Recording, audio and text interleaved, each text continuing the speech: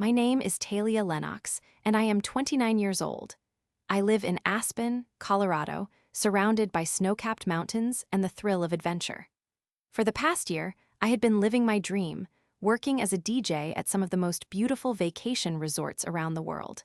The sound of waves crashing in Mexico and the vibrant nightlife in the Bahamas had all been part of my journey. But this particular winter had me at a ski resort in Colorado, where the air was crisp and the nights were filled with energy. I loved my job, spinning records while people danced and celebrated, creating unforgettable memories. However, my world was about to be shaken, turning what should have been a festive atmosphere into a battleground. It all began when the manager of our team, a seasoned professional from Canada, was delayed at customs.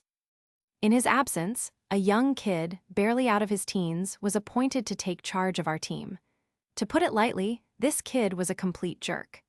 As the holiday season approached and the nightclub started to swell with excitement, I noticed his jealousy brewing. The nightclub was packed, with ladies flocking to my booth to flirt and request songs, and he did not like it one bit.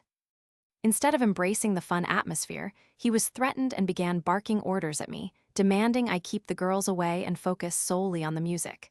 It was ridiculous. It was my job to entertain, and the energy of the crowd was my fuel. The tension escalated when he ordered me to lock the door and not let anyone into the booth. I complied, thinking maybe this was just a phase he would get over. But then he came back, knocking on the door with a frantic energy. I could see through the small window that his eyes were dancing with contempt. He wanted to come in to survey the ladies he had been so jealous of. I smirked when I saw him there, wondering if he had realized how utterly foolish he looked. I told him that since he had ordered me to keep the door locked, I could not let him in. The way he stood there, red-faced and seething, was almost comical to me. Finally, I relented, letting him into my small haven of music and lights. It did not take long before he exploded, yelling at me for something I didn't do. Instead of apologizing for his absurd orders that created chaos and confusion, he blamed me for not allowing him into the booth. My calm demeanor turned to disbelief as I looked at him.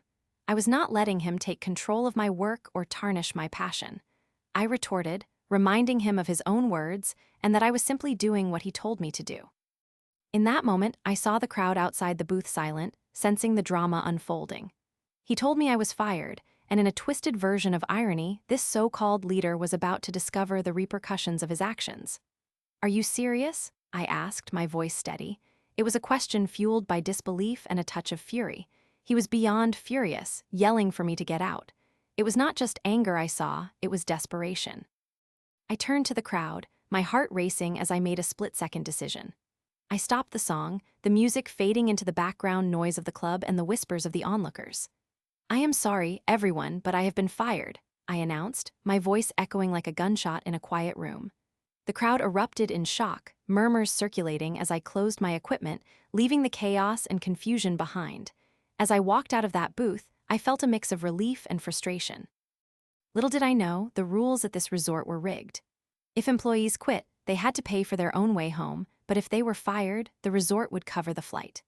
As it turned out, I would get to hang around this gorgeous resort for an entire week, waiting for a flight that could not happen until after the holiday rush. While I wanted to be angry, there was a part of me that thought this might be an opportunity to have a little fun. For the first few days, I played the part of the disgruntled employee. I roamed the resort, met interesting people, and even made a few friends along the way who were sympathetic to my plight.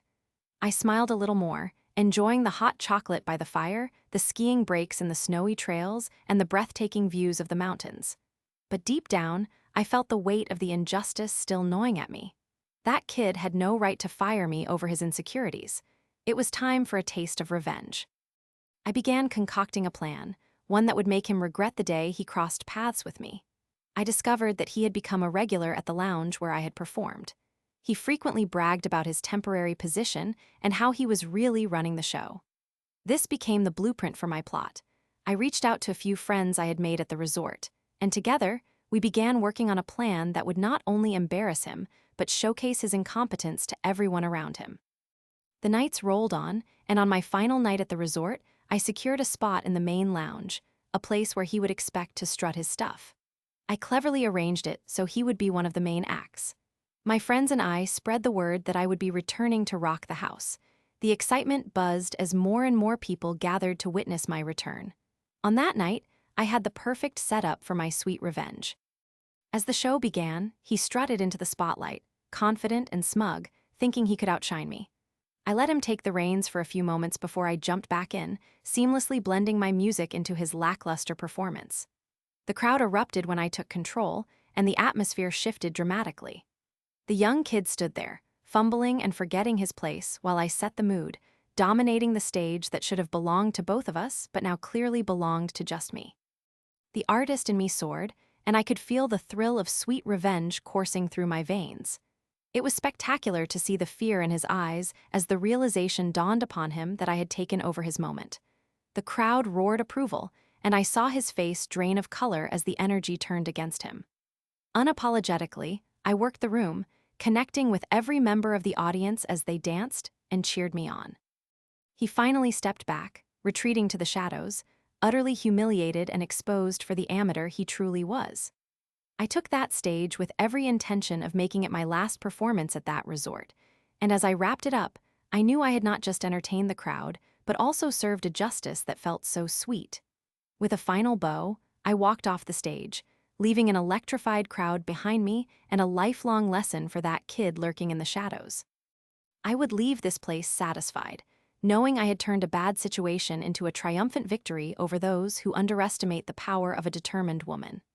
As I found my way back, ready to pack my bags for the flight home, I felt lighter than air, as if the burdens I carried had been replaced with a newfound strength. In the end, I discovered that sometimes the most unexpected moments turn into the greatest opportunities. I emerged from that week not just as a woman who had been fired, but as the commanding DJ who took her fate into her own hands, delivering a dose of poetic justice and a spirited reminder that I would always do things on my own terms.